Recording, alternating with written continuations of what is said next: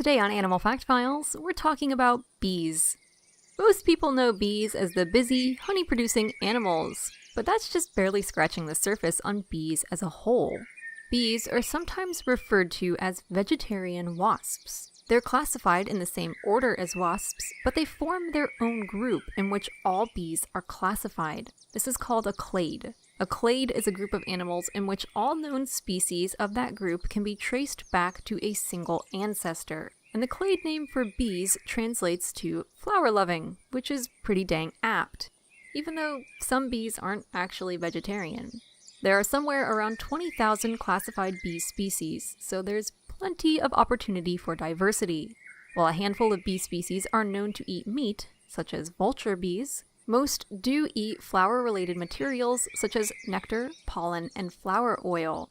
Some bees may gather these ingredients from a wide range of flower sources, while other bees need specific plants for their meals. Bees have the most species diversity in arid regions, or places that are generally dry, but they're found anywhere that flowers grow. Most people understand bees as colony animals, but this is only one way out of many in which bees live. Most bees are actually varying levels of solitary. Unlike the honeybees we see building nests in trees, or even boxes, most bees build their nests underground. There are strictly solitary bees who gather their own food, lay their own eggs, provide for those eggs on their own, and leave those eggs to fend for themselves. There are also some bees who will hang around and protect their young. Then there are bees who may form small groups which share a nest, but then have individual branching egg chambers which the females provide for separately. Then again, there are other bees who form small groups and may divide labor between reproducers and food gatherers. Then of course there are eusocial bees like honeybees with different levels of working classes, but there are also socially parasitic bees, in which an individual lady will take over a colony by killing the queen and then making the workers raise her offspring. A great example of this are bumblebees.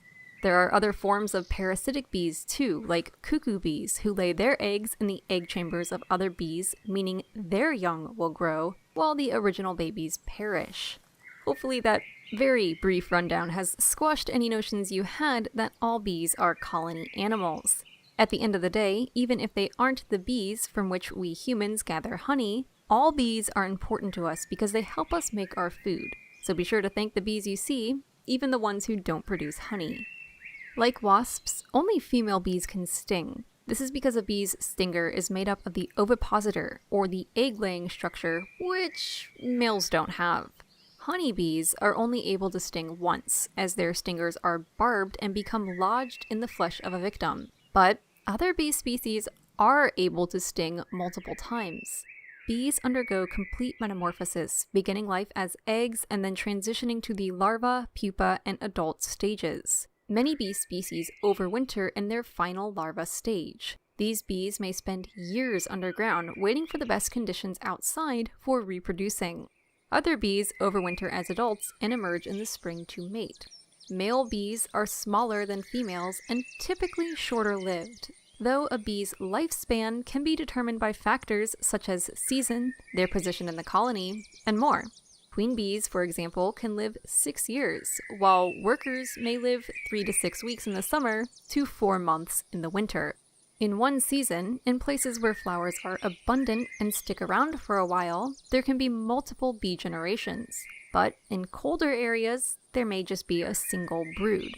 Generally, bees are known as fuzzy, black and yellow, striped flying insects. However, they come in many more shapes and colors. Some are entirely black, some are green, some have red bands, and some can even be electric blue.